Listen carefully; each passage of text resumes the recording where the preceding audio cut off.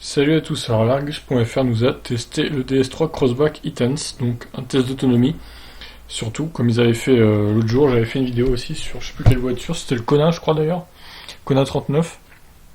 Donc voyons ce qui est dit dans cet article. Le DS3 Crossback E-Tense, c'est la première proposition 100% électrique de la jeune marque DS et aussi le premier petit SUV premium à batterie.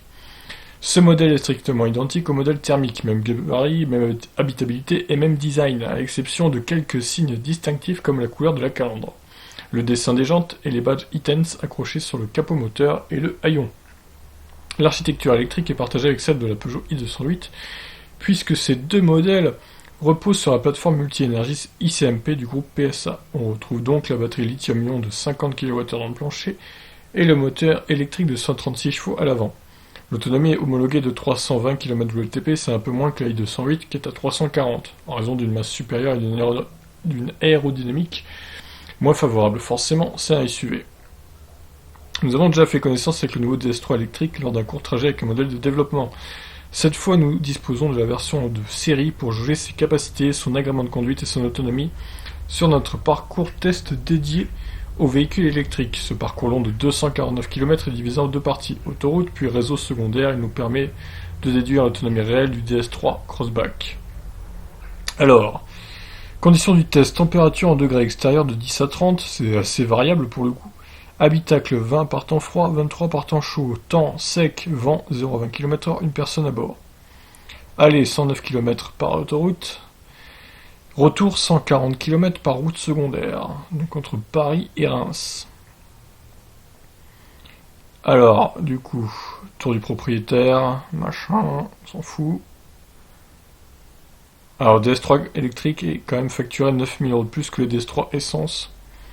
C'est pas rien, c'est pas rien, c'est pas rien. Ça fait une sacrée différence quand même. Bon, on va pas tout lire non plus. Je pense que je vais clairement passer par la conclusion parce que... Ah ouais, il y a un tableau. Voilà, j'aime bien les tableaux, moi. Type de parcours, autoroute, kilomètres parcourus 109. Alors, niveau de la batterie, 92% au départ, 23% à l'arrivée. Oh là, la conso, 28,5 kWh au 100. À 130 km/h, du coup. Autonomie estimée, 161 km. Capacité utile de la batterie à 46 kWh. Donc énergie délivrée 34 kWh en 45 minutes, vu que c'est une borne 50 kW, c'est bizarre, c'est Unity pourtant. C'est étonnant ça.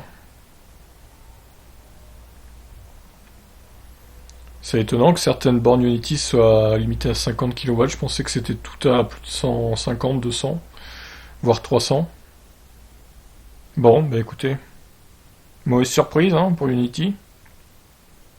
Alors, route secondaire. Ils ont parcouru 140 km, 92% au départ, 38% à l'arrivée. Bon, la conso est quand même moins élevée, là, 16,9 kWh au 100. Ce qui est dommage, c'est qu'on n'a pas la vitesse moyenne. C'est ça qui manque comme statistique, pour le coup. Parce que est-ce qu'ils ont fait cette moyenne à 60 km de moyenne, à 70, 80, on sait pas en fait. Donc ils n'ont pas pu faire de tests chiffrés en milieu urbain car l'autonomie en ville n'est plus un problème pour les véhicules électriques modernes. Ouais, c'est vrai.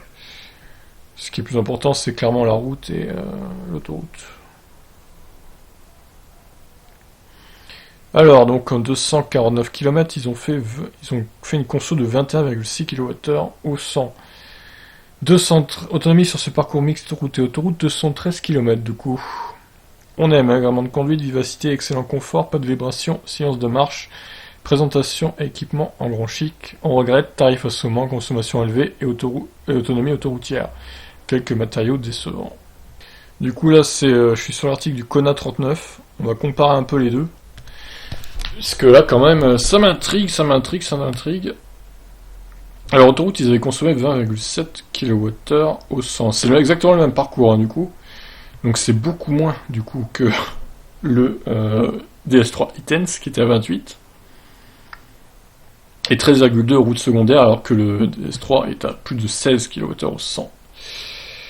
Donc c'est quand même assez énorme la différence là, clairement. Vous avez deux véhicules clairement qui ont une efficience pas du tout la même, quoi. Vous voyez, au final, le Kona 39 a plus d'autonomie, alors qu'il a quand même 7 kWh de batterie en moins. Et oui, mais regardez, il y a 5 kWh au 100 de différence de conso, quoi. C'est quand même énorme. Donc voilà, au final, on peut le dire, manque d'efficience de ce DS3 Crossback E-Tense. Et à mon avis, la i208 et le i2008, ça va être pareil, ils vont être assez peu efficients. Donc Peugeot et Citroën, il va falloir clairement améliorer votre chaîne de traction, car là, ça ne va pas du tout. Les Coréens font beaucoup mieux. Alors certes, le DS3 est peut-être plus luxueux, mais clairement, il consomme plus, alors que finalement, il a le même poids, à peu près que le Kona, donc, que le Kona 39 en tout cas. Donc voilà, c'est un peu décevant, il faut le dire. Est-ce qu'il y a le poids d'ailleurs de cette petite DS3 Crossback E-Tense 1 tonne 5, ah bah oui, il est même plus léger du coup que le Kona, hein, qui fait 1 tonne 6.